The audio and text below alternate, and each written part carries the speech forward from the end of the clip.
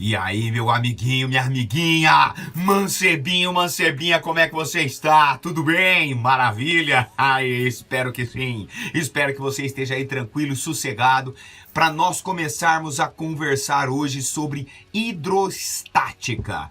A hidrostática, galera, como o próprio nome já sugere, é um estudo da estática dos líquidos. Na realidade, é um estudo dos líquidos em equilíbrio, não necessariamente estático, poderia ser um equilíbrio dinâmico, quando o corpo não apresenta aceleração, quando o líquido em si, o local onde o líquido está, não apresenta aceleração. Então essa é a parte que a gente vai começar a estudar agora, os líquidos em equilíbrio. Mais enfaticamente o equilíbrio estático, daí o nome hidrostática. Alguns conceitos são extremamente necessários para a gente começar a estudar a hidrostática, tá, galera? O primeiro deles é o de densidade de um corpo. A densidade de um corpo, galera, ela mede a distribuição da massa desse corpo em um certo volume. Uma substância, ela tem uma massa específica, característica dela, tá? Que é quando você tem um corpo feito de uma única substância e homogêneo, sem espaços vazios. Quando você determina a massa específica, você está medindo exatamente a distribuição da massa num volume de uma única substância. Agora, se você faz um corpo com mais de uma substância, ou um corpo que você tenha um espaço oco, por exemplo, aí a gente tem a densidade do corpo, que é calculada da mesma maneira, só que tem um conceito um pouquinho diferente, beleza? Então, se você pega e coloca um corpo de uma certa substância numa balança e mede a massa, e depois mede o volume dele, a razão entre a massa e o volume é a densidade daquele corpo. Se aquele corpo for homogêneo e de uma única substância sem espaços vazios, a gente tem a densidade igual à massa específica da substância com que esse corpo é feito. A unidade no sistema internacional seria quilogramas por metro cúbico, ok? Mas existem outras unidades bastante usuais para densidade, que é quilograma por litro, grama por mililitro, gramas por centímetro cúbico. Eu até coloquei aqui a relação, né, entre gramas centímetro cúbico por quilograma e metro cúbico, tá? 1 grama por centímetro cúbico equivale a 10⁻³ quilogramas por metro cúbico. Tá? É uma transformaçãozinha que você deve saber, porque ela é bastante importante, bastante usual. Muito bem. Feito isso, outra grandeza de extrema importância que a gente vai estudar é a pressão. A pressão, galera, é uma grandeza escalar que mede a distribuição de uma força em uma certa área. Ok? É a relação entre a intensidade da força perpendicular a essa superfície pela área dessa superfície. Então suponha que a gente tem aqui uma superfície com uma certa área e aplique uma força nessa superfície. Essa força distribuída nessa área vai medir a pressão média nessa superfície, ok? Essa é a pressão média. Se nós tivermos uma força que é inclinada, necessariamente a gente tem que pegar a componente normal à superfície, né? Então a gente decompõe essa força inclinada na direção perpendicular à superfície, pega essa componente aqui, Fn, que é a componente normal, que está aqui, ó, e aí a gente faz a mesma expressão, né? Força normal pela área. A unidade no sistema internacional é Newton por metro quadrado. E esse nome no sistema internacional, dessa razão, é o Pascal. Existe essa transformação entre Pascal e Bária, que é interessante vocês... Não precisa saber, porque quando for necessário vão te informar. É só uma curiosidade. Então, galera, a pressão ela mede essa distribuição da força numa área. Para uma mesma força, quanto menor a área, maior é a pressão. Por exemplo, vamos pegar um prego. Se você pegar um prego, você vai ver que a parte que a gente enfinca na parede ou na madeira é aquela parte pontuda. Por quê? Porque com uma mesma força você consegue uma maior pressão e uma maior penetração, uma penetração mais fácil, sacou? Quando as pessoas que usam salto alto, elas andam na grama ou na terra, o salto costuma enfincar, principalmente se ele for fininho. Por quê? Menor a área, maior a pressão. Então, essa relação entre área e pressão também é importante quando você pensa numa mesma força, ok? Se você quiser fazer uma experiência, pega aí o seu lápis, sua caneta ou a lapiseira, segura assim com os dois. Eu vou pegar uma pilha porque eu não tenho de cara aqui o negócio, tá? Mas ó, segura com os dois lados assim, ó, e você vai perceber que o lado mais pontudo, você vai sentir uma sensação mais acentuada do que no lado que a área é maior. Justamente porque você está aplicando a mesma força, só que com uma menor área, maior é a pressão. Essa relação a gente usa muito, tá? Na parte do estudo da hidrostática. E falando agora especificamente dos líquidos, né?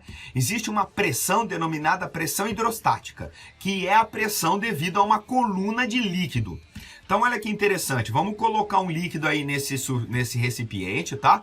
E pensar que esse líquido está apoiado ali na base desse recipiente.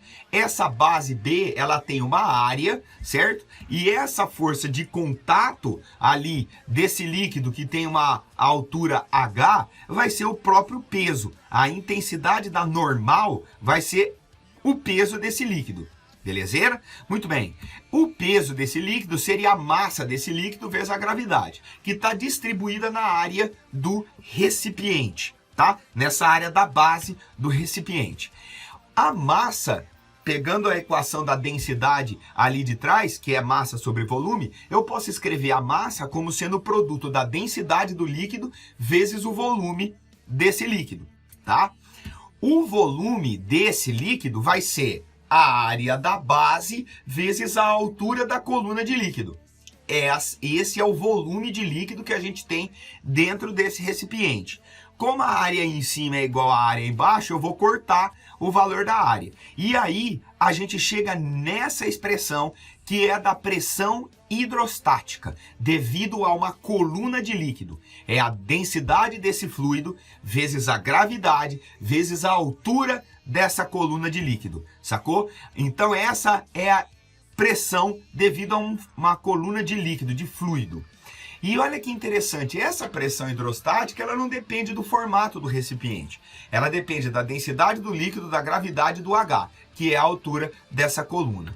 Fechou? Muito bem. Usando essa expressão da pressão hidrostática, a gente vai agora para o Teorema de Stevin.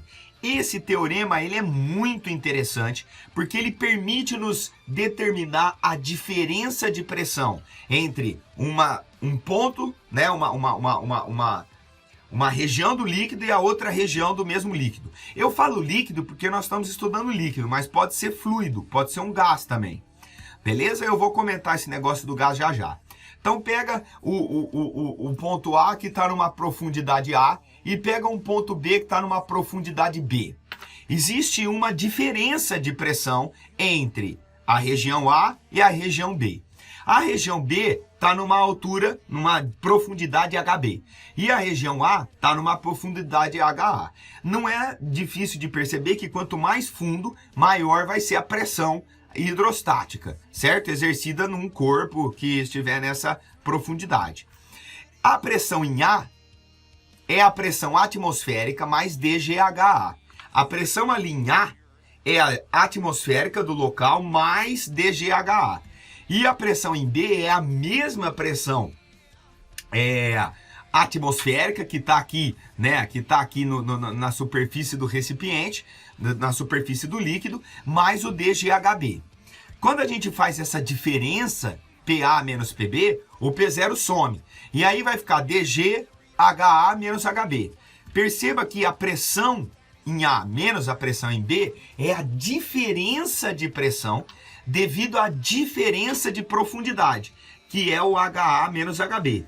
Sacaram? Então essa lei de Stevin, ela permite nos diferenciar a pressão, permite-nos determinar a diferença de pressão entre uma região do líquido e a outra região do líquido. E isso é nada mais, nada menos que a densidade do líquido vezes o G, vezes a diferença de altura.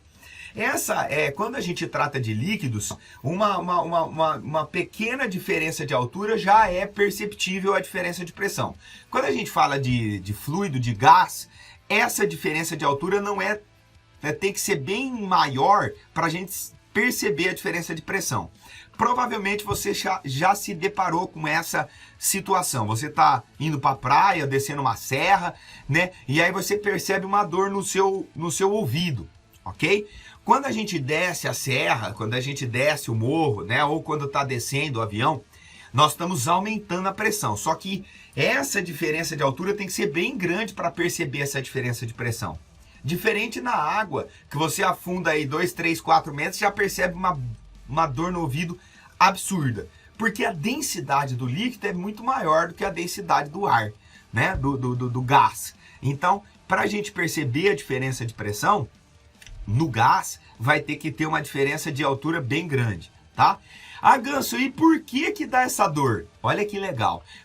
Existe uma pressão fora e existe uma pressão dentro do seu ouvido, do tímpano, separada pelo tímpano, mais ou menos, tá? Então, quando você muda a pressão externa, existe uma diferença de pressão entre fora e dentro do seu ouvido. É justamente essa diferença de pressão que força o tímpano e te dá essa dorzinha. Ao descer a serra, vai aumentando a pressão externa, então vai forçando ali o seu tímpano e você sente aquela dorzinha. Existe um caninho, eu não lembro o nome, não vou falar porque eu não posso falar besteira, né, que vai ficar gravado. Então existe um caninho, entre aspas, que iguala a pressão interna e externa do ouvido. Por isso que você sopra assim, masca chiclete e tal, e aí vai melhorando essa diferença de pressão. A gente não sente essa dor continuamente, porque a pressão interna e externa, em geral, é a mesma. E aí não tem essa diferença de pressão, tá? Enfim, essa é a primeira parte que a gente tem que estudar de hidrostática. Esses 3 conceitos, né? Ou melhor, esses 2 conceitos e essa lei de extrema importância que é a lei de Stevin. Densidade, massa pelo volume, pressão, força distribuída na área, pressão hidrostática, DGH, e lei de Stevin, que determina a diferença de pressão entre 2 regiões de um mesmo fluido. Ok? Feito o jogo? Muito obrigado, então, pela sua paciência, pela audiência. Até a próxima. Vamos em paz e que o Senhor nos acompanhe.